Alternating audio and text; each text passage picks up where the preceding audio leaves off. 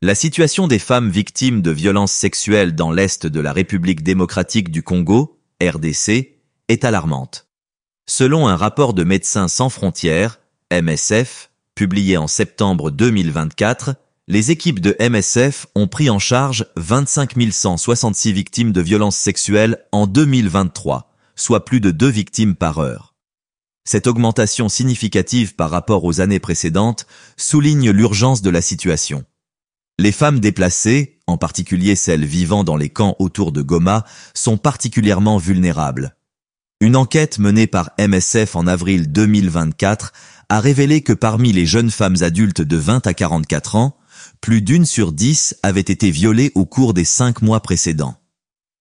Les facteurs contribuant à cette situation incluent la prolifération de groupes armés, des conditions de vie précaires dans les camps de déplacés, l'insalubrité, le manque d'éclairage et l'absence de services de base tels que l'eau potable et les installations sanitaires. Ces conditions exposent les femmes à un risque accru de violences sexuelles, notamment lors de la collecte de bois ou de nourriture en dehors des camps. Des organisations locales et internationales, telles que la Synergie des femmes pour les victimes de violences sexuelles, SFVS, fondée par Justine Mazika Biamba, œuvrent pour fournir une assistance médicale, psychologique et juridique aux survivantes. La SFVS recueille également des témoignages pour constituer des dossiers en vue de poursuites judiciaires contre les auteurs de ces violences. Des centres tels que l'hôpital Panzi, dirigé par le docteur Denis Mukwege, offrent des soins médicaux spécialisés aux victimes de violences sexuelles. Le docteur Mukwege, lauréat du prix Nobel de la paix en 2018, est reconnu pour son engagement en faveur des droits des femmes et la lutte contre les violences sexuelles en temps de guerre. Malgré ces efforts, des défis majeurs subsistent, notamment le manque de ressources, l'insécurité persistante et l'impunité des auteurs de violences. Il est impératif de renforcer la mobilisation de l'ensemble des acteurs, tant nationaux qu'internationaux, pour améliorer la prise en charge des femmes victimes de violences sexuelles et mettre en place des mesures de prévention efficaces. Je vois que vous souhaitez des informations encore plus détaillées concernant la situation des femmes victimes de violences sexuelles dans l'Est de la RDC. Voici un complément approfondi. Le contexte de ces violences sexuelles dans l'Est de la République démocratique du Congo, RDC, est intrinsèquement lié à un conflit qui dure depuis plus de 20 ans. La guerre en RDC a donné lieu à de multiples déplacements massifs de population et à la présence de nombreux groupes armés, certains étrangers, d'autres nationaux. La violence envers les femmes dans cette région a atteint des niveaux dramatiques, avec des conséquences dévastatrices à la fois physiques et psychologiques pour les victimes. La guerre dans l'Est de la RDC se distingue par sa brutalité et la tactique systématique utilisée par les groupes armés qui emploient les violences sexuelles comme arme de guerre. Les viols sont fréquemment utilisés pour humilier les communautés, semer la terreur et forcer les populations à fuir leur foyer. Ces violences sont souvent accompagnées de mutilations, de meurtres et de tortures, visant à détruire non seulement les victimes individuelles, mais également les structures sociales et familiales. Les victimes et la situation des femmes. La violence sexuelle touche une part importante de la population féminine. Selon les statistiques de Médecins sans frontières, en 2023, plus de 25 000 femmes ont été prises en charge après des agressions sexuelles dans la seule zone de Goma. Cette situation est d'autant plus alarmante que les violences sexuelles sont souvent sous-déclarées en raison de la stigmatisation sociale, du manque d'accès aux services de santé et du climat de peur qui règne dans les zones de conflit. De plus, une grande partie des victimes est constituée de femmes déplacées, souvent vulnérables aux agressions en raison de leur situation précaire dans les camps. Les femmes, surtout les jeunes, sont souvent forcées de quitter leur maison à cause des combats, vivant dans des conditions misérables. Les camps de déplacés, comme ceux autour de Goma, sont particulièrement dangereux, avec des femmes et des filles risquant d'être violées lorsqu'elles cherchent du bois de chauffage, de l'eau ou d'autres ressources en dehors des camps, ou lorsqu'elles se déplacent la nuit pour tenter d'échapper à la violence des groupes armés. Les survivantes de ces violences sont souvent confrontées à des défis colossaux pour se reconstruire. En plus des blessures physiques graves, les traumatismes psychologiques sont fréquents, et l'isolement social empêche bien des femmes de retrouver une vie normale. Certaines femmes enceintes à la suite des viols se retrouvent dans des situations encore plus dramatiques, confrontées. Le ministre belge des Affaires étrangères, Maxime Prévost, a récemment exprimé la position de la Belgique concernant le conflit en cours dans l'Est de la République démocratique du Congo, RDC.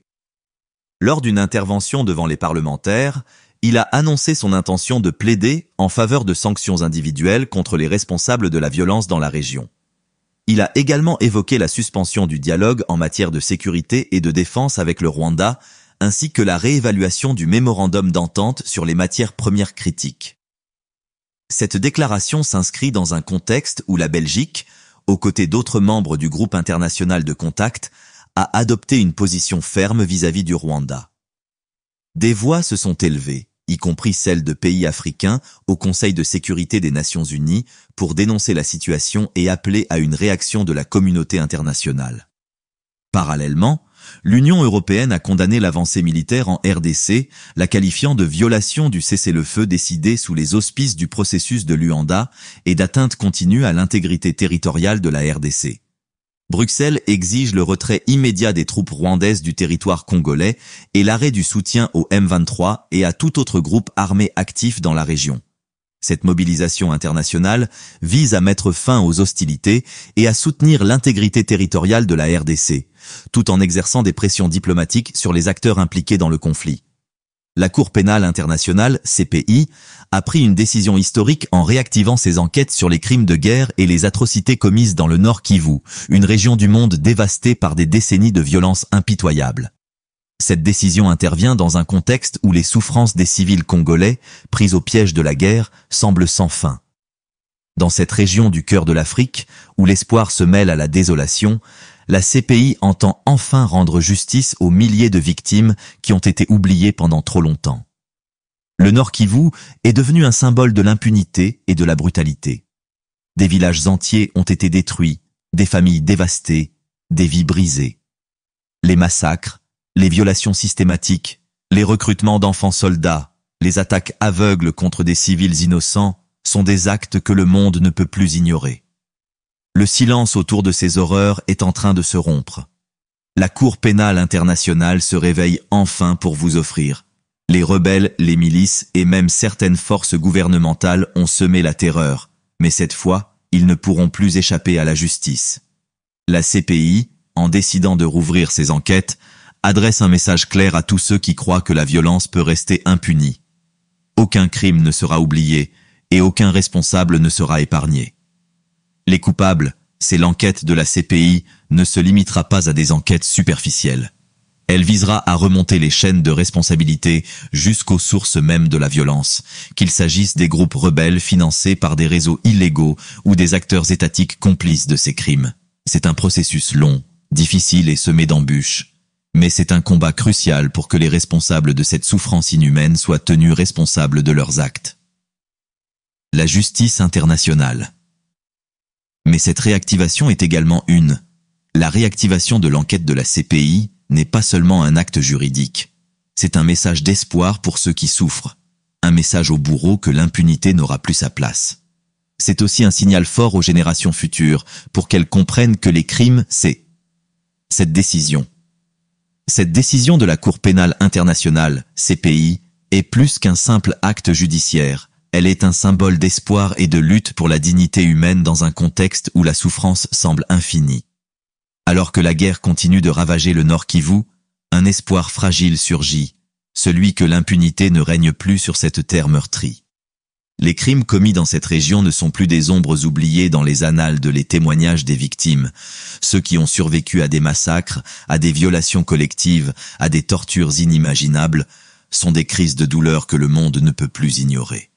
Ces histoires, marquées à jamais dans les mémoires, sont enfin entendues. C'est à travers ces voix brisées que l'on se rappelle que la justice n'est pas simplement une question de loi, mais une question de respect des droits humains, d'humanité. La réactivation des enquêtes de la CPI incarne cet engagement à redonner aux victimes non seulement un droit, les familles des disparus, les survivants des atrocités. L'impunité a été le moteur de cette guerre dévastatrice. Pendant des années, les responsables des atrocités ont cru qu'ils pouvaient échapper à la justice, protégés par des intérêts politiques, économiques et géopolitiques.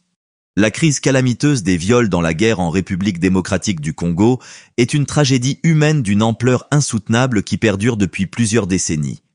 Cette situation dramatique a transformé le corps des femmes, mais aussi celui des hommes et des enfants, en véritable champ de bataille où la violence sexuelle est utilisée comme une arme de guerre implacable et destructrice. Les conflits armés qui ravagent l'est du Congo ont engendré une prolifération de groupes rebelles et de milices qui utilisent le viol comme un moyen abominable de terroriser, d'humilier et de contrôler les populations locales. Cette crise, bien que dénoncée par de nombreuses organisations internationales et figures emblématiques de la société civile, continue de sévir dans l'indifférence générale, plongeant des milliers d'innocents dans l'horreur absolue. Les origines du conflit et la banalisation du viol. Depuis les années 1990, la RDC est en proie à des conflits incessants, marqués par des rivalités ethniques, des luttes acharnées pour le contrôle des ressources naturelles et une instabilité politique chronique. L'effondrement de l'État a laissé place à des groupes armés incontrôlables qui exploitent les populations civiles sans pitié. Le viol est devenu une arme de terreur particulièrement cruelle, un instrument de destruction massive utilisé pour anéantir les communautés et affaiblir irrémédiablement les structures sociales. L'accès aux richesses minières, notamment l'or, le coltan et les diamants, constitue un enjeu majeur dans ces conflits. Les groupes armés financent leurs opérations grâce à l'exploitation illégale de ces ressources, ce qui prolonge la violence et aggrave le climat d'insécurité. Des multinationales sont également accusées de bénéficier indirectement de ces activités criminelles, contribuant à la pérennisation du chaos en RDC. Les conséquences sur les victimes. Les survivants de ces violences atroces subissent des traumatismes physiques et psychologiques d'une intensité inimaginable. Les femmes violées sont souvent rejetées par leurs familles et leurs communautés, les condamnant à une souffrance indicible et à un isolement déchirant. De nombreux enfants issus de viols de guerre grandissent dans des conditions terriblement précaires, marqués à jamais par une identité stigmatisée et un avenir profondément incertain. Le système de santé en RDC est totalement dépassé par l'ampleur de la crise. Les infrastructures médicales sont rares et manquent cruellement de ressources pour soigner les victimes. De nombreuses femmes doivent parcourir des kilomètres à pied pour atteindre un centre de santé, où elles ne trouvent parfois ni médicaments ni personnel qualifié pour les prendre en charge. Les efforts de lutte et les limites de la justice. Bien que certaines initiatives courageuses aient été mises en place pour lutter contre ce fléau, notamment grâce à des personnalités héroïques comme le Dr Denis Mukwege, la justice reste désespérément inefficace face à l'ampleur des crimes commis. Les coupables bénéficient souvent d'une impunité totale, ce qui perpétue la répétition des atrocités avec une constance effroyable. Les efforts des Nations Unies, des ONG et d'autres acteurs internationaux pour instaurer des tribunaux spéciaux ou encourager les autorités congolaises à poursuivre les criminels sont encore insuffisants.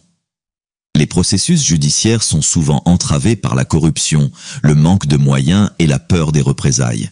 De nombreuses victimes n'osent pas témoigner, de peur d'être à nouveau ciblées. L'appel à l'action. Pour que cesse cette tragédie inacceptable, une mobilisation internationale d'une ampleur inédite est impérative. Il est crucial que les gouvernements, les organisations internationales et la société civile agissent avec une fermeté absolue pour protéger les victimes, punir sévèrement les coupables et mettre en place des solutions durables pour la paix et la stabilité en RDC. Les médias ont également un rôle essentiel à jouer. La couverture médiatique du conflit en RDC est souvent insuffisante par rapport à d'autres crises internationales. Sensibiliser l'opinion publique à cette situation peut contribuer à accroître la pression sur les gouvernements et les institutions internationales pour qu'ils prennent des mesures concrètes. Cette crise d'une gravité extrême ne doit pas rester dans l'ombre. La communauté internationale doit reconnaître que les violences sexuelles en temps de guerre sont un crime contre l'humanité, une ignominie absolue qui exige une réponse immédiate, massive et déterminée. Seul un engagement sans faille pourra briser ce cycle infernal de souffrance et de barbarie. Il est temps que le monde entier prenne ses responsabilités et se mobilise pour mettre fin à cette catastrophe humanitaire. La souffrance de milliers d'innocents ne peut plus être ignorée, et des actions concrètes doivent être entreprises immédiatement pour restaurer la dignité,